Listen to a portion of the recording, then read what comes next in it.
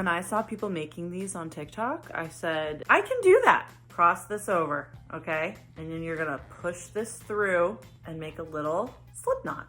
And what you just did, you're just gonna continue. You're gonna push this through. That's another loop. Gonna push it through again. Wow, another loop. Do you see what's happening here? It's like starting to make a little row. So you're gonna make a long chain. Once you have this done, you're gonna take this last loop that you did. You're going to fold it over. You're gonna take this side and you're gonna do the exact same thing. You're gonna push that through and you're just gonna continue along the side. And then when you get to the end, you're gonna go over to the end loop.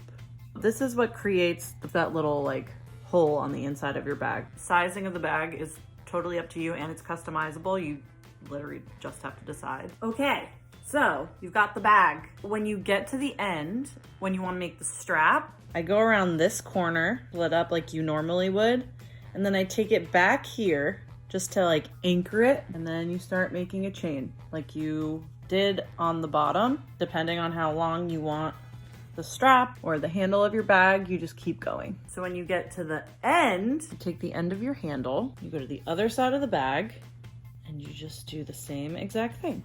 And here's your finished bag. Got plenty of space on the inside. Easy peasy, lemon squeezy.